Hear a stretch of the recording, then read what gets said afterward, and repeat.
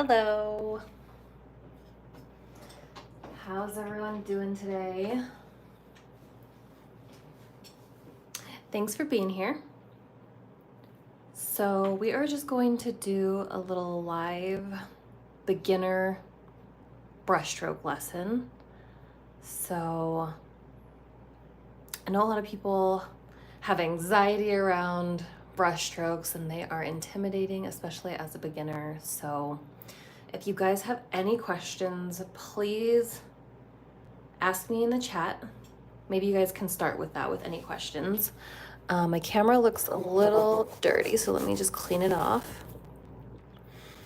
So yeah, let me know what questions you guys have.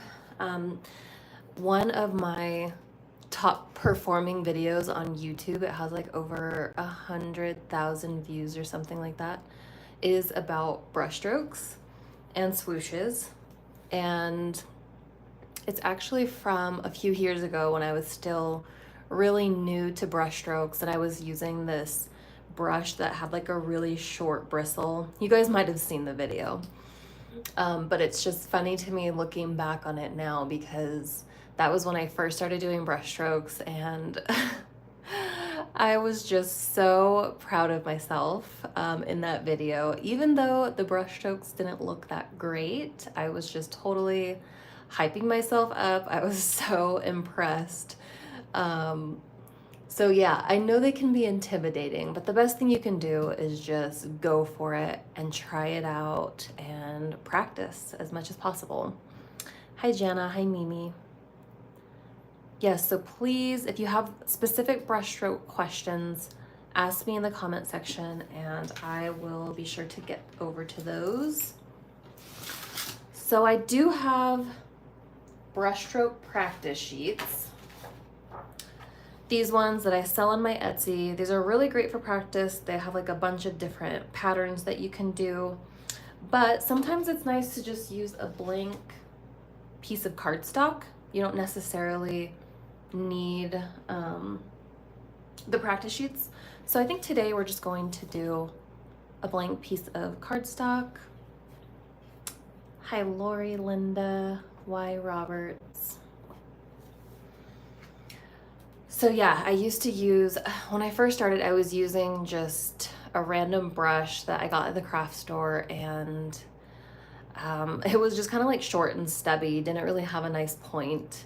And when I finally figured out that a long bristle brush was better, that was like a game changer for me. So you guys might remember in some of my older YouTube videos, I was using sometimes the US Art Supply brushes or the XDT brushes, which both are rigger brushes that have a longer bristle.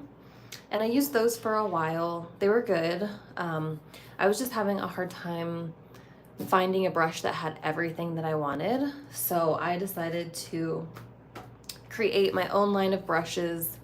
These are the Thoughtful Dots rigger brushes.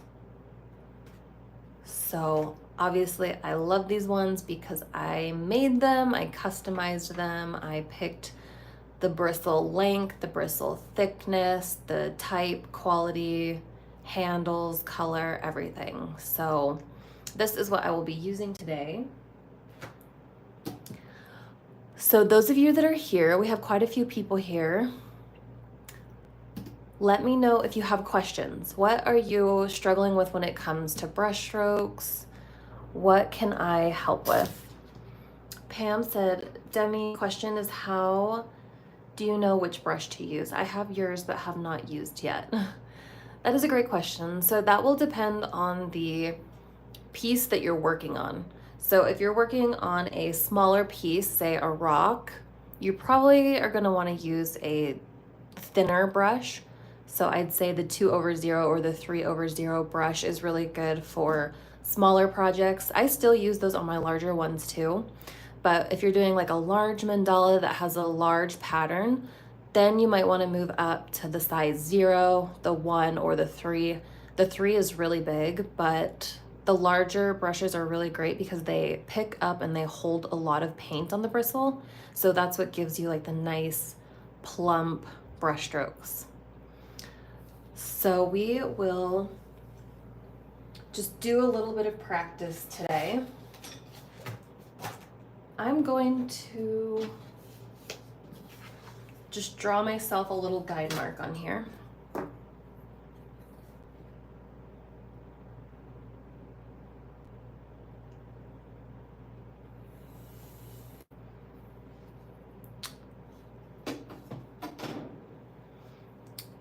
Taos says, how to get texture of paint to make luscious dots and strokes. That is a great question. I'm curious what type of paint or brand you are using. As most of you know, my preferred paint brand is Deco Art Americana, straight out of the bottle. I don't typically add anything to it to make it thicker or thinner. I like it just how it is out of the bottle. But if you're using a different type of paint, which we can go over paint texture a little bit, like the folk art, for example, is a thicker paint. So maybe we just do some practice strokes first and just kind of see the different textures. So Taos says that they do use Deco Art Americana. So if you are using Deco Art Americana and your brush strokes aren't coming out as like plump and lush as you want, the first thing that comes to my mind is that you probably need more paint. I use a lot of paint on my brush to get those really thick, plump brush strokes. Troop T, hello Demi, I am your big fan and follow you at the beginning of my mandala journey. Awesome, thank you so much for being here and for following along.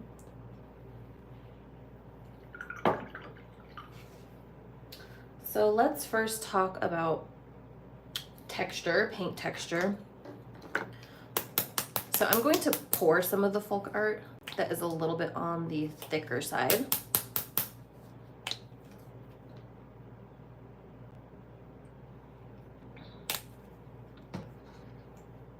Troop D said, do you use thinner while using Flash brand metallic paints? I haven't used the Flash metallic in a while, but I remember them being a little bit thicker and they come in jars. So if you leave the jar open for a while, the paint tends to dry out. So I did actually add a flow medium to mine. I used the Liquitex fluid. So yeah, with the Flash, you could totally use a pouring medium or fluid medium to thin it out a little bit. So I'm just using the 2/0 brush and we're just going to test out the folk art. So I can already tell you, just by looking at this, it's not fluid at all. It's very chunky. When my brush picks it up, it's not uniform. You can see it's like making a peak still. It just overall looks chunky. And yeah, that is not what we want. I'll show you how this makes a brush stroke and we'll see.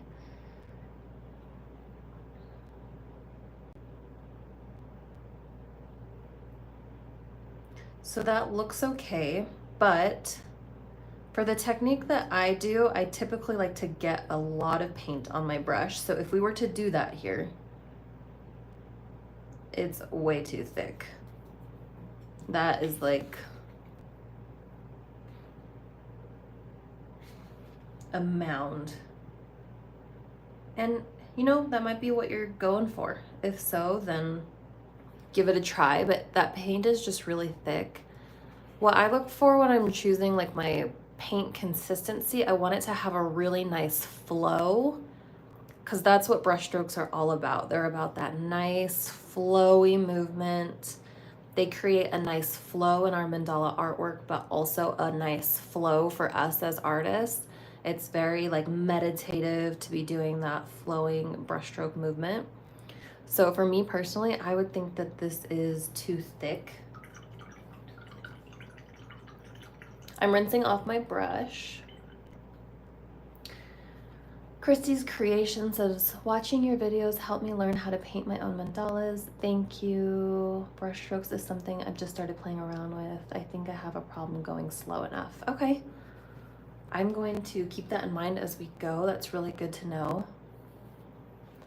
So I have some leftover paint in these paint strips here from a class I was teaching. So I am just going to use this, but it needs to be mixed up a little bit. Yeah, like that one.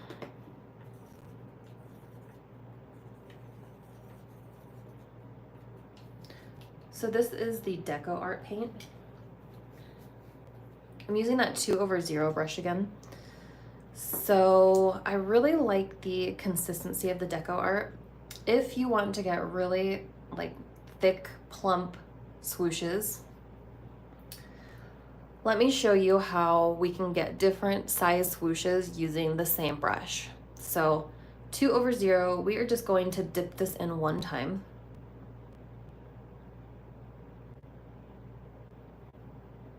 And there's our swoosh.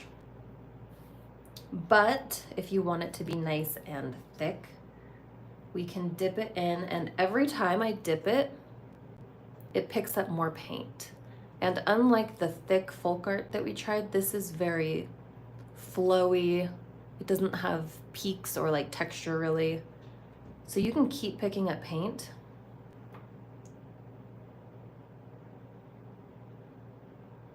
So now look at the size of that brush stroke compared to the first one, but we're using the same brush for both. So I think that's something that people struggle with, is like getting their paint strokes to be a consistent size, because using a brush doesn't necessarily mean that they're all gonna be consistent. And I think the consistency just really comes with practice. So I teach a lot of online classes, and a lot of my students' paintings will come out a lot smaller than mine. It happens majority of the time, honestly. And I think the main reason is because I pick up a lot more paint on my dotting tools and on my brushes. I just really load it up. I also had someone reach out the other day that were watching my videos, and they were asking about, they said that they had always been taught to never get the paint on the metal brush ferrule because it can ruin the brushes. And I just had to reply and tell them that I totally understand this. I am a rule breaker. I don't follow rules. I just do my own thing. So I personally dip mine all the way up to the ferrule because I like to get a lot in there. And yes, it might not be the best for overall brush health, but I'd rather be able to get my technique down rather than worrying about the brush, because the brushes honestly are fine. I've had them for a while and doing this hasn't ruined them. So that is a great example of how you can use the same brush to get totally different sizes.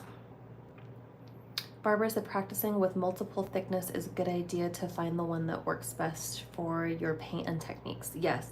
So if people are following my tutorials and they're constantly having their brush strokes be a lot smaller and they're having a hard time picking up enough paint, then what I recommend is going up in size. So instead of this 2/0, what you can do is just go up to the larger one, which is the next one is 0. And I can show you a comparison of these next to each other. I need to clean my brushes. But you can see how the 2/0 is just a little bit thinner than the 0, which 2/0 is probably my favorite brush just because it is very flexible, meaning that, like I just showed you, you can do small brush strokes or big ones with the brush. But let's try this 0. This one also picks up a lot of paint. And these are nice and thick and textured. I don't know if you can tell on the camera, but see how there's like a divot in the middle of that one? So that's how you get nice texture in your brush strokes. Personally, I think that has to do with the paint consistency as well as the brush. My brushes are a little bit, they're still flexible, but they also have a good amount of firmness. So when you push down and you drag, it's making like a a divot or it's carving really in the middle of the brushstroke, which gives it a lot of nice texture.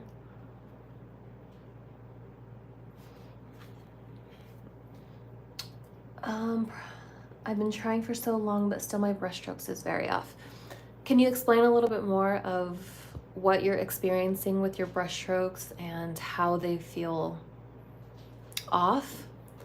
I recently taught I had a retreat, and so I got to teach a group of about 20 ladies, and a lot of people were struggling with their brushstrokes. And as I was going around the room and helping everybody with their technique, something that I noticed that kind of made the biggest difference was wrist placement. So it's kind of hard to show when we're not actually working on a mandala piece, but where you place your wrist when you paint is so important. So we can actually practice down here. I saw a few people who have their elbow down on the table, but they hover their wrist.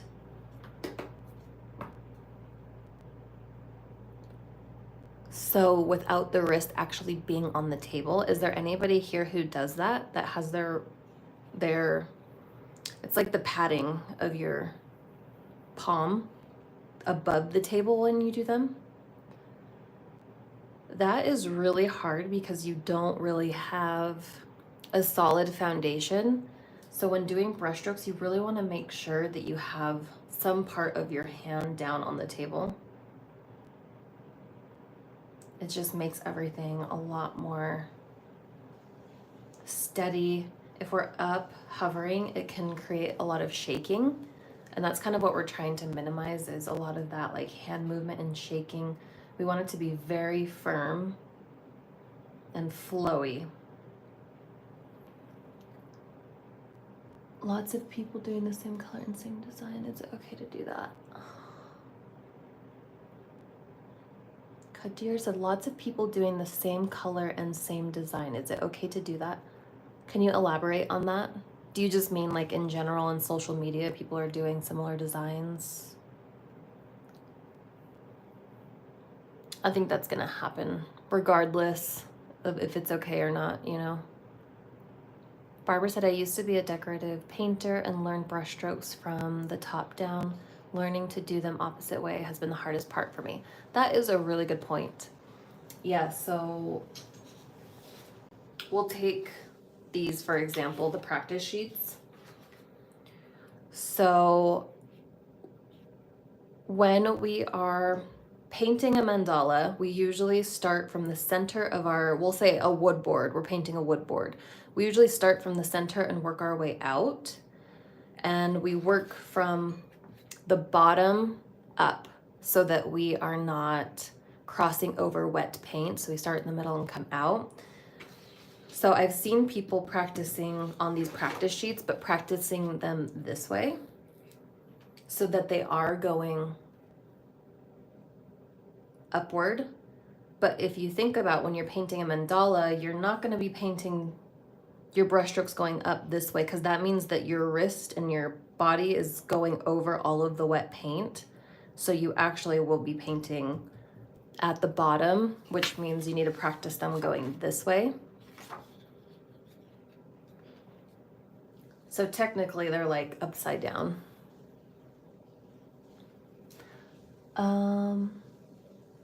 Barbara said, I made a wrist rest to try. Have you ever used one? No, I haven't, but I know a few people who do, and they find it very, very helpful. Linda said, wow, made my strokes easier. Thanks. That's what we want to hear. So yeah, I actually was just randomly teaching my husband brushstrokes the other day, and he was totally hovering over like this, and it made it really hard for him. And I'm like, just put your wrist down, and that will make it so much easier. So another tip I was giving people at the retreat. So you want to anchor your wrist down, and your fingers kind of act as a, what's the word? like a swivel almost. So like you're anchoring your wrist here, but your fingers can move around, you know? Your wrist stays in the same place, but your fingers can move around. So I saw a lot of people that were like dragging their wrist, which sometimes is necessary, but very rarely. So I was having them practice anchoring down and just practicing moving just only the fingers. Just trying to get like that range of motion.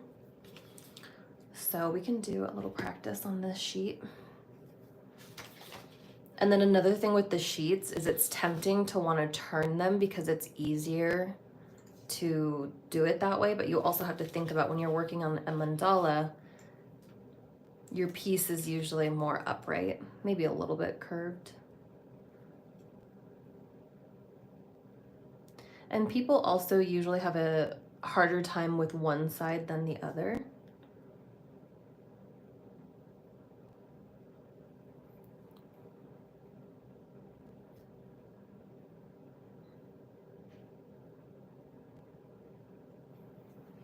So if you're just starting out and just practicing, just make sure to go nice and slow. This next brush stroke is a little bit thicker. So getting more paint. And pressure is one of the most important things. So I'll go back to the cardstock in just a second to show you pressure. But do you see when I'm doing these? My wrist is staying firm and it's just really my fingers that are moving. Obviously it'll be different depending on what pattern you're working on and how much space you're working with. But I'm anchoring down with my wrist and then my fingers are hinging. That's the word I was looking for. It's a hinge. See that? So anchor down. And then my fingers are hinging. And so instead of starting here and like dragging my wrist down, we're just keeping our wrist but hinging our fingers. And in order to do this, sometimes your wrist needs to be a little bit further away from the pattern than you think. That was another thing that I noticed at the retreat was people had their wrist anchored too close to the pattern. So when they were doing their brushstroke, they were like getting to this point and it was getting stuck. And then they were like having an uneven, like a curve like that. So wrist placement is really, really important.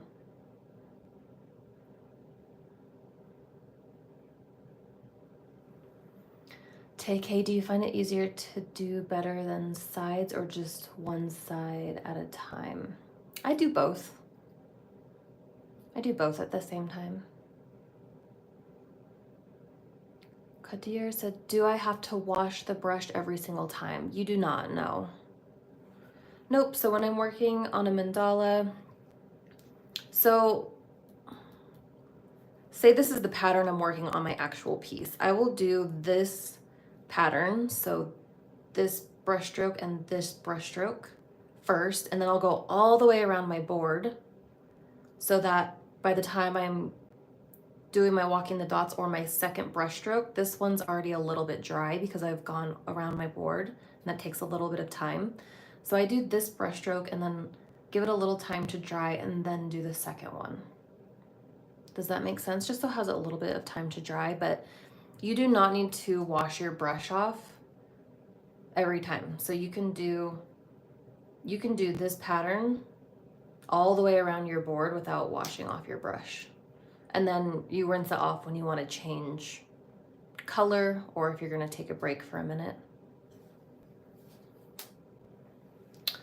Dark Star said that's my problem. Which part? I think the wrist placement is like the biggest thing. And it's not like always the same because sometimes we're doing patterns where we're going like the other direction, but actually even in this situation,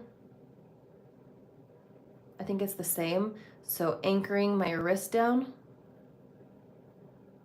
and hinging my fingers. So I'm not dragging, I'm hinging. Dark Star said having my hand too close. Yes, most people want to be very close, but it limits your range of motion. So it's almost better to have it a little bit lower, and that way, because look at that range of motion. You can reach pretty far. So if you're too close, you're not really it's too cramped. So you're not really getting that flow. Serena said, what's the best way to clean and store brushes? I'm embarrassed to show you guys mine right now. I'm not the best at cleaning my brushes, but I just clean mine with warm water and soap. I do have a brush cleaner that I got at Michael's. It's that pink brush soap.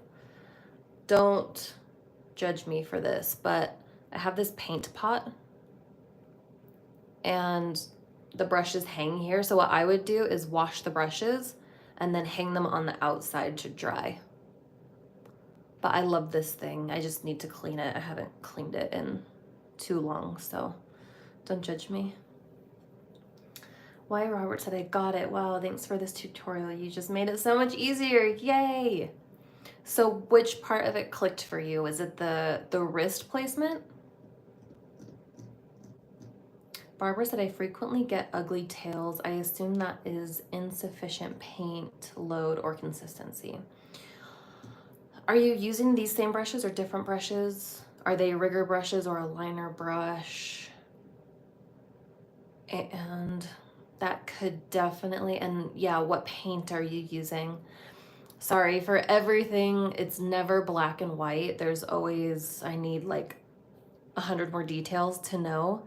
But that's the thing about painting in general, is it really is never black or white. There's so many factors that go into everything. So yeah, I would be curious, more details on that. Cool, it sounds like a few of you had it click for you, the wrist placement, so that's good. So again, on this side, anchoring down and then hinging the fingers.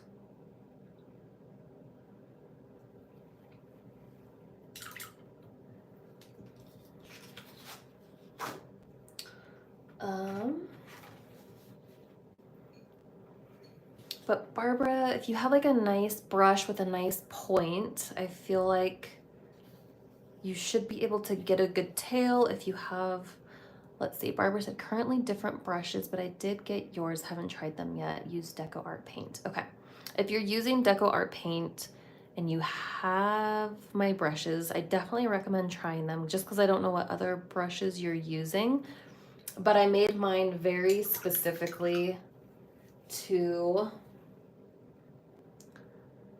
be able to hold more paint up here and then have a nice pointy tip. So I designed them this way so that we could get a nice thick beginning and a nice pointy tip. So sometimes if I use the larger brushes, like the biggest one in my set, the size 3, sometimes it's a little too big and it's hard to get like that nice tail. So if that happens, then sometimes you just need to go to a smaller or thinner brush and just load more paint on so that it's still nice and thick, but gives you a nice point at the end. Okay.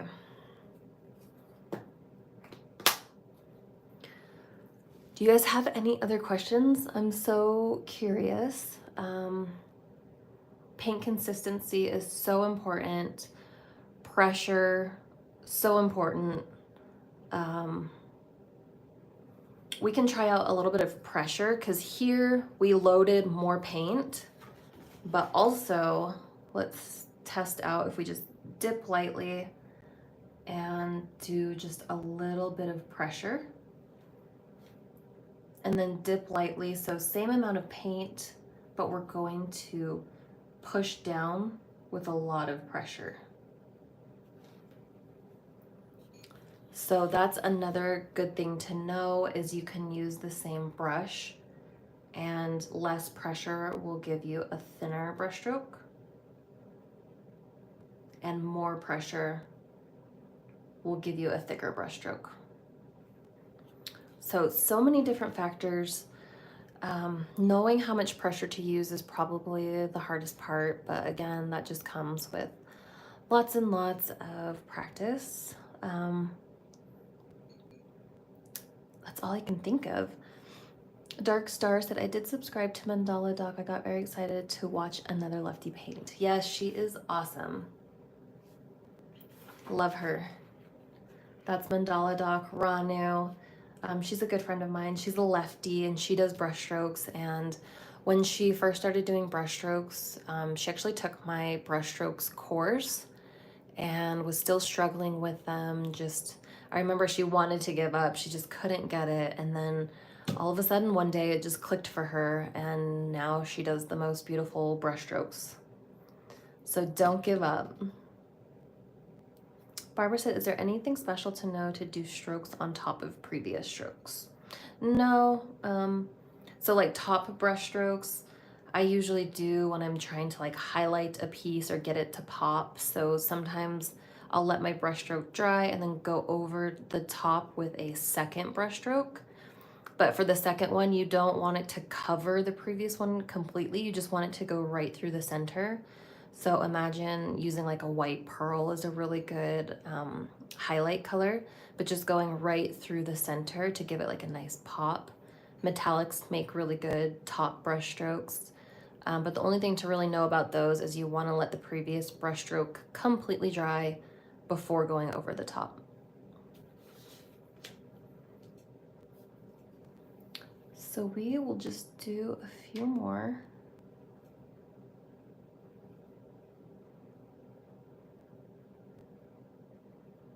So someone earlier asked if you need to rinse your brush off every time you're doing a brush stroke. You do not, but if you're going through your mandala painting and you're using the same brush, and after like a few strokes, you notice that your tips aren't as pointy anymore, then you might want to rinse your brush off. Sometimes if we aren't rinsing the brush off and we're just going through, every time you're adding more and more paint, sometimes it gets really full and then it's not making those nice points. So that happens too sometimes when the paint is a little bit too thick. Nice and pointy. Mary said, are your brushes available in Canada? They are, yes. So if you go on Etsy, you'll be able to buy them there. So I will just do a few brush strokes and you guys can watch and let me know if you have any questions. This video is going to be a little brief today. I just thought we would do a little lesson, answer any questions you guys have. I want to do more of these, so if you guys have any requests for little mini lessons that you want me to do, please let me know. I definitely want to do like swooshing with a stylus tool. That would be a good lesson. Barbara said, when your new dotting tools arrive, will you list them on Etsy? Yes, I will. And I just checked the shipping on them. The new stylus tools should be here tomorrow, and I will get them listed as soon as possible. I'm really excited about those.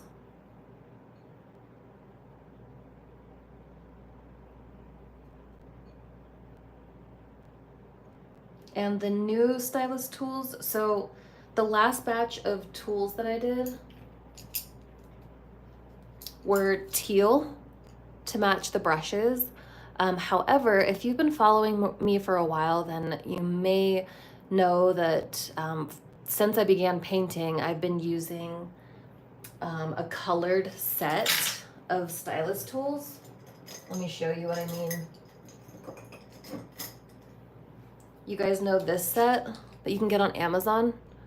So I've been using these for years, and so all of my past YouTube tutorials, all of my Patreon classes, all of my master classes, I'm using this set of tools. And the way that I instruct people is by like, use the large end of the yellow, use the small end of the pink. So then when I switched over to these ones, they were all the same color, which is fine. It just made them a little tricky to like find quickly.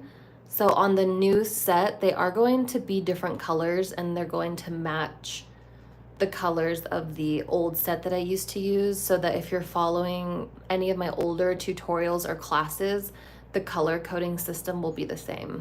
So they'll be like this, but just different colors. And they'll have one more tool that's bigger than 3. I think it's 4. And then this also has a micro dotting tip, so it's sharp, which is really nice for swooshes. So once I get those tools, I will do a little mini lesson on swooshes with a stylus tool.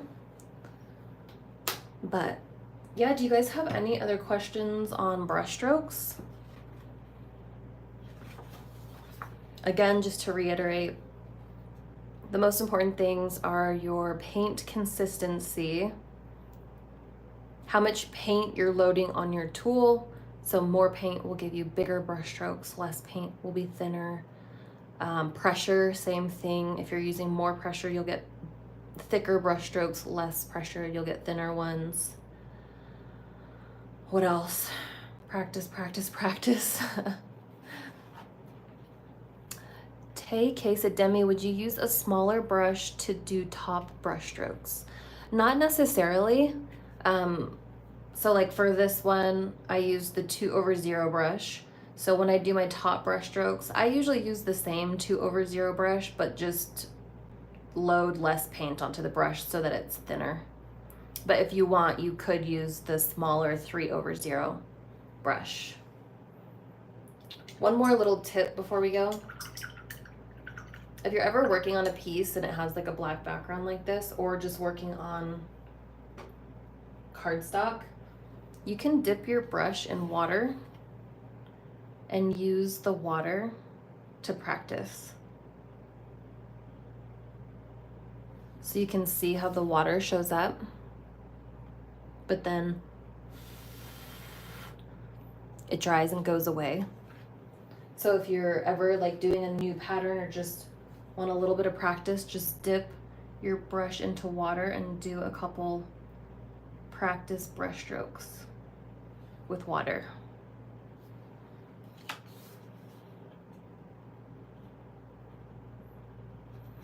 Okay, I hope that was helpful. Any last questions? Otherwise, I will plan on doing a swoosh class with stylus tools, and then if you guys have any other recommendations for classes, be sure to let me know, okay?